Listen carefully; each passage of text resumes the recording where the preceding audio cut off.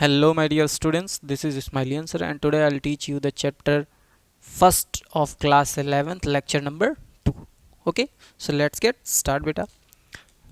पिछले लेक्चर में हमने देखा इसका इंट्रोडक्शन. इस लेक्चर में हम देखेंगे लिविंग ऑर्गेनिज्म के बारे में. ठीक है ना.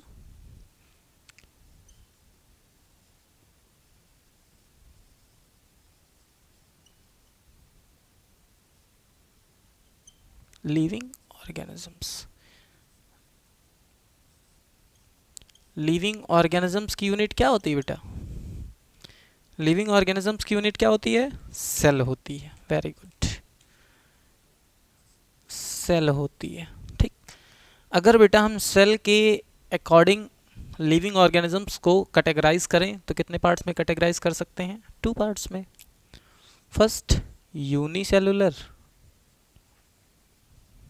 And next multi cellular. Clear है? अगर बेटा हम यूनिसेलुलर के अंदर देखें तो वो किससे बने होते हैं? सेल ऑर्गेनेल से.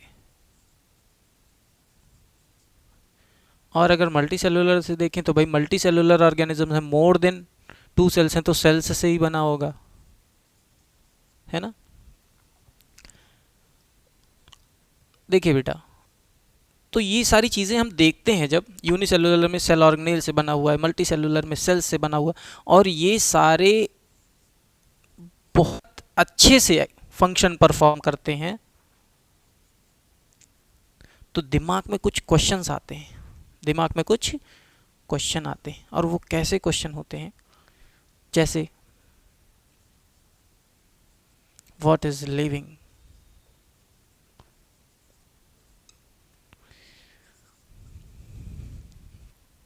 जीव हैं क्या? आएगा ही क्वेश्चन भाई.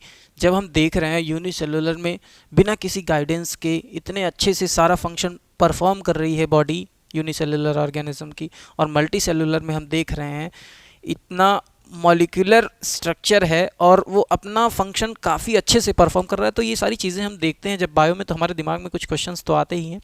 तो ये कुछ इस तरीके के क्वेश्चन आते हैं. एनसीईआरटी ने मेंशन भी किया है बेटा इसको. और एक और क्वेश्चन आता है, वो क्वेश्चन बताया है what's the purpose of life.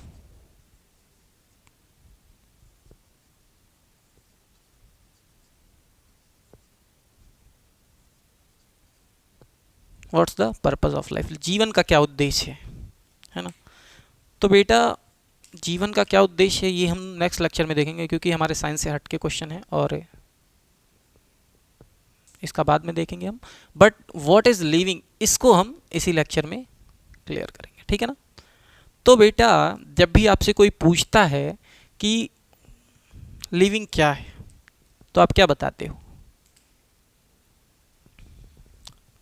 वही पुरानी घिसी पिटी चीज़ है सर. जो ग्रोथ करता है वो लिविंग होता है. सर जो रिप्रोडक्शन करता है वो लिविंग होता है. सर जो महसूस करता है वो लिविंग होता है. एबिलिटी टू सेंस, जिसके पास सेंस करने की क्षमता हो और बहुत दिमाग लगाए बेटा तो मेटाबॉलिज्म तक पहुंच गया. ठीक. तो बेटा इस लेक्चर में हमने ये जानना है कि ये जो पॉइंट्स हैं एक लिविंग को सही सही क्या डिफाइन कर सकते हैं. एक लिविंग को क्या सही सही से डिफाइन करने के लिए ये सक्षम है. तो आज इस लेक्चर में हम बेटा इसी को जानेंगे. ठीक है ना. ये मैंने इतना आपको बताया ताकि आप इतना क्वेश्चन अपने दिमाग में लाओ. ये 2 तरीके के क्वेश्चन, ठीक है ना, एनसीईआरटी ने बोला है. तो बेटा लिविंग को डिफाइन करने के लिए क्या, जब मैंने पूछा आपसे व्हाट इज लिविंग, तो क्या लिविंग को डिफाइन कर सकते हैं ये पॉइंट्स? अब हम देखेंगे. सबसे पहले पहला ग्रोथ डालते हैं. ठीक. तो ग्रोथ जो है बेटा वो 2 फैक्टर्स पर डिपेंड करता है. पहला है increase in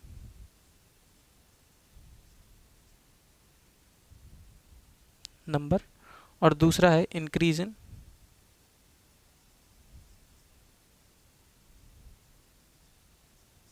mass.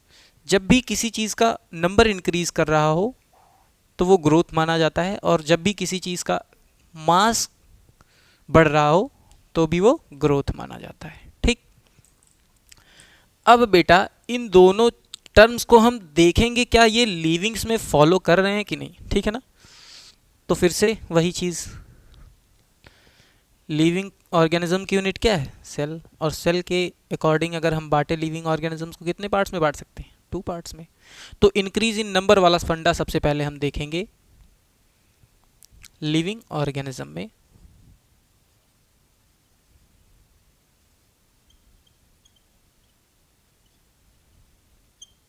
Living organisms 2 parts में क्लासिफाइड, पहला यूनिसेल्युलर,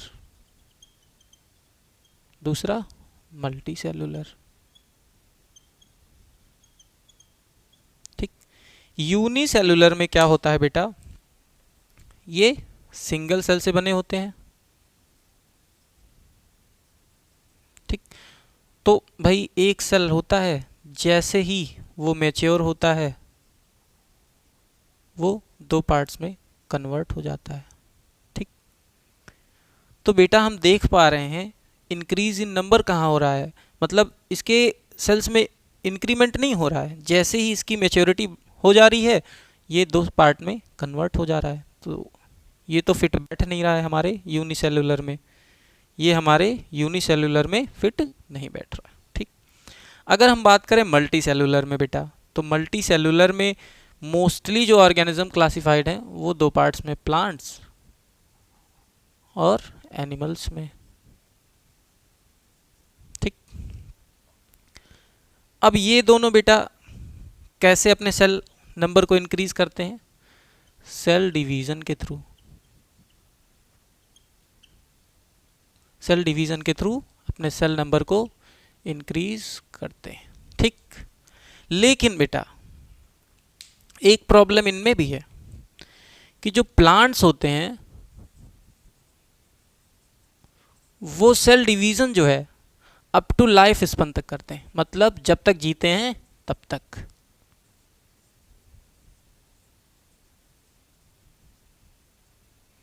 लेकिन एनिमल्स में अगर यही चीज देखें बेटा, तो ये अप टू सर्टेन एज तक। ठीक, तो ये जो इंक्रीज इन नंबर वाला फंडा है बेटा, प्लांट्स में तो भाई फॉलो हो रहा है, क्योंकि जब तक वो जिएगा तब तक सेल डिवीजन होगा और वो सेल नंबर इंक्रीज करेगा। लेकिन एनिमल में बेटा ये गड़बड़ हो जा रहा है। तो इंक्रीज इन नंबर वाला जो फंडा है वो मल्टी सेलुलर में एनिमल्स पे भी फॉलो नहीं हो पा रहा है। अब आपके दिमाग में एक क्वेश्चन आया होगा कि सर मुझे चोट लग गई थी और मेरे उस जगह पे नए सेल्स आ गए। तो बेटा कुछ ही ऐसे टिश्यू होते हैं, सर्टेन टिश्यू, कुछ ही ऐसे टिश्यू होते हैं जो सेल डिवीजन परफॉर्म करते हैं। यहाँ पे लिख देता हूँ, only certain tissue which performs cell division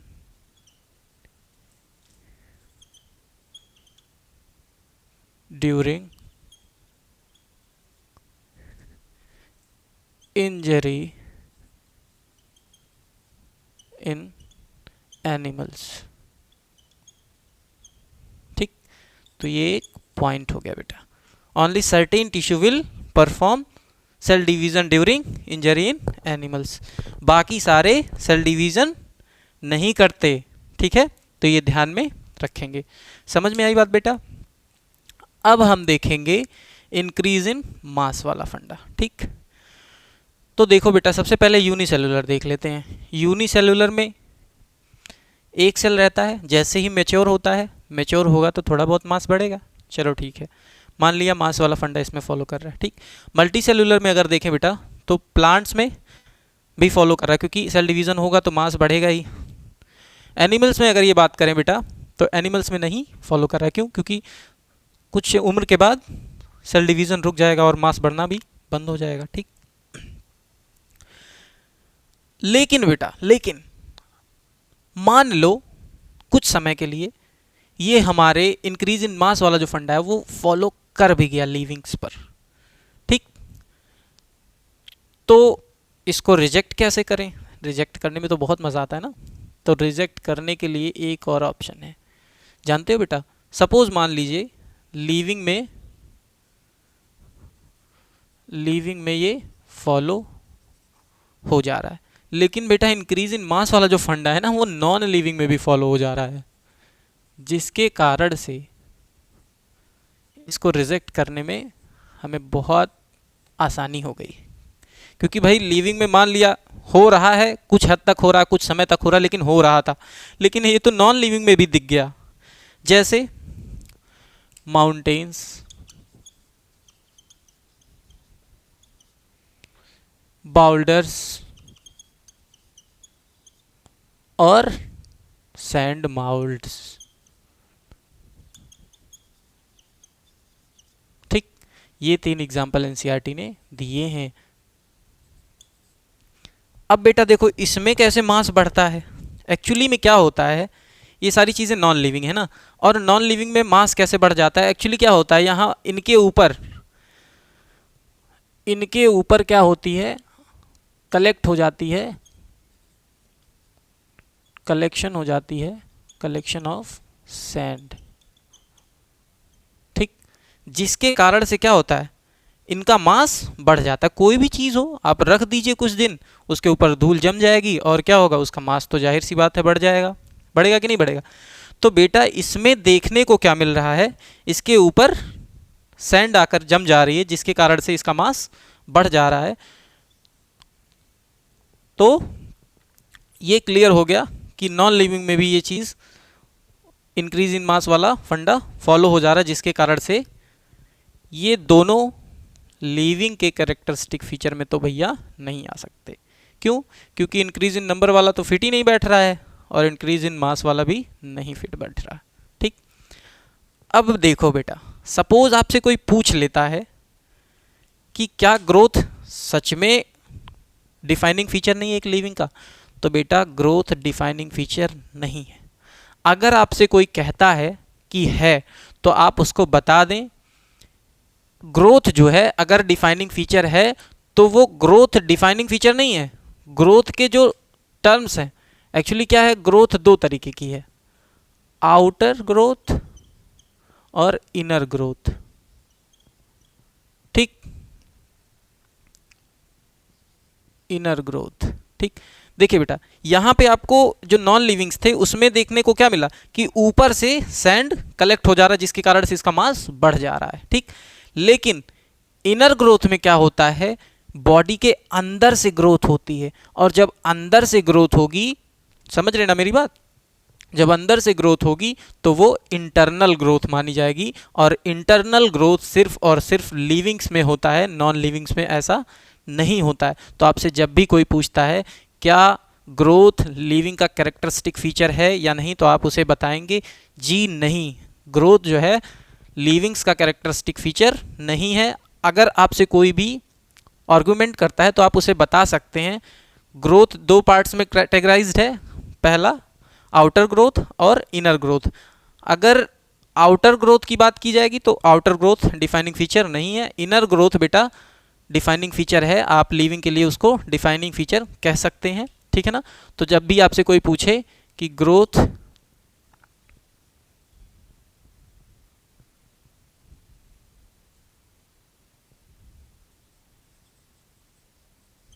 क्या डिफाइनिंग फीचर है कि नहीं, तो आप उसे बता दें ग्रोथ जो है 2 पार्ट्स में है, पहला आउटर ग्रोथ, तो आउटर ग्रोथ जो है डिफाइनिंग फीचर नहीं है। इनर ग्रोथ जो है, इंटरनल ग्रोथ भी उसे कहते हैं, जो बॉडी के अंदर से होती है, वो जो है डिफाइनिंग फीचर है एक लिविंग को डिफाइन करने के लिए। समझ में आई बात बेटा?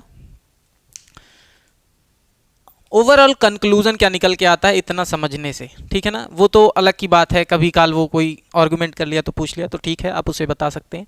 लेकिन बेटा कंक्लूजन ये निकल के आता है, ये सारी चीज़ें रॉन्ग प्रूफ करके कंक्लूजन ये निकल के आता है